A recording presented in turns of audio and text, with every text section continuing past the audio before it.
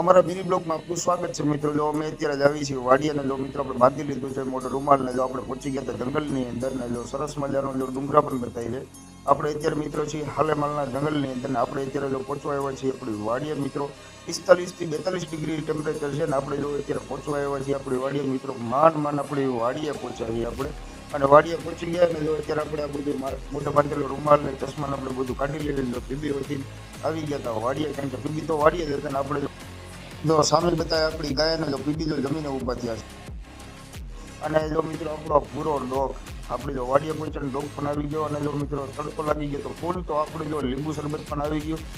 ભાઈ જો લીંબુ શરબત જો મિત્રો ફટોફટ આપણે પી લીધા 3 4 5 ગ્લાસ લીંબુ શરબતના પી લીધા. લીંબુ શરબત પી લીધા બાદ જો આપણે જમવા બેસી જમીને જો મિત્રો અત્યારે આપણું ટ્રેક્ટર ચાલુ હતું આપણે પડામાં આવી ગયા હતા. ટ્રેક્ટર અત્યારે કેટલું ચાલી ગયું છે તો આપણે અત્યારે જે જો મિત્રો પડામાં જો ટ્રેક્ટર જો સામે અત્યારે હળ હાલે છે તો આપણે જો ઊભા છીએ અત્યારે. અને જો આપણી આખી વાડીનો વ્યૂ સુરત દાદા પણ જો સામે અત્યારે બતાવી જાય. આપણે જો અત્યારે એ વાડીની વચાળે પડામાં અત્યારે આપણે ઊભા છીએ.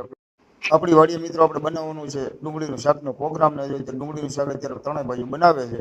અને આપણે જો અત્યારે ઊભા જઈને જો મિત્રો આપણી ચાપડી પણ ફાઇનલ બની ગઈ ને આપણું ફાઇનલ ડુંગળીનું શાક પણ બની ગયું. જો મિત્રો અત્યારે હાલે છે ટ્રેક્ટર હાલતા મિત્રો જો લાઇટ બંધ થઈ ગઈ છે. તમારા દિનેશભાઈ અત્યારે જો લાઇટ ચાલુ કરે છે. તો મિત્રો આપણા મિની બ્લોગને બસ અહીંયા જ કરી સારો લાગ્યો હોય તો વિડીયોને શેર કરો અને ચેનલને સબસ્ક્રાઈબ કરો.